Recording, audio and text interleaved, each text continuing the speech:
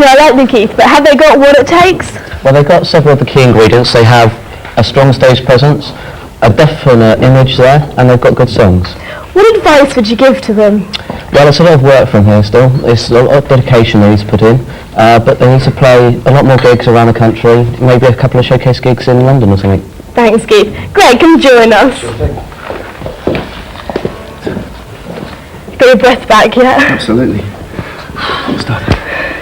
Could you tell us of the brief history behind the band, how you got together? Yeah, sure. Well, me and the rest of the boys, we've been in various other local bands, knew each other as friends, got into that sort of in-your-face type of rock music, a bit of the entertainment side, you know, a bit of the showbiz. Decided to get together and do it all together, and here we are doing it, so yeah, that's what happened.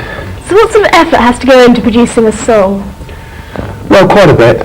You've got to write the thing in the first place, you know, get the words and the music together, we're going to arrange it, rehearse the thing, so it's in a fit state to be put in front of people, and then rehearse it so that it's in a fit state to be given to people, to project it to the audience. So yeah, quite a bit of work. And what sort of events do you play at? Well, we started off playing at people's parties, friends' parties, to get started, and then of course it moves on to the, you know, the pubs and then maybe the clubs, and after that, who knows? That's where these guys come in, hopefully. And have you had a good reception from the audience? Yeah, I mean, people seem to like that fun knockabout, you know, hard rock stuff. It's something to forget your cares and your worries and have a bop. Yeah, they seem to go for it. And where do you get your ideas from? Do you follow anyone else's music?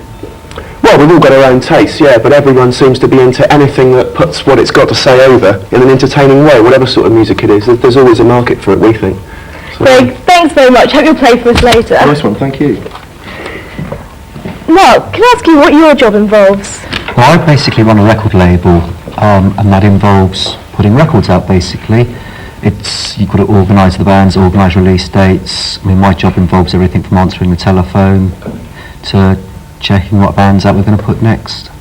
And what bands have you signed recently? Recently we signed Udder, Holsteins.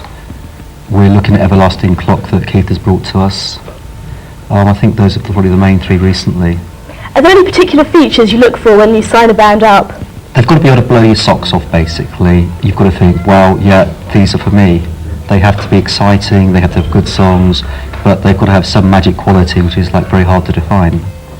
I hear you've just brought out a 10-track CD coming out. How's that doing at the moment? It's getting very good reception in the press. So with every bit of press you get a few more sales, and hopefully it'll go to the top. Do you think number one? I'm hoping, fingers crossed. What advice would you give bands like Angel Gang? Well, basically, most bands don't work hard enough. They've got to remember that they are there to entertain. Angel Gang are quite good at entertaining the audience, but every band has got to take it that stage further and turn everything up to 11. Well, thank you both for joining me today. I wish you every success in the future. That's all for this week's edition of Debut. Next week we'll go behind the scenes of producing a CD. Until then, bye from all of us, and here's Angel Gang.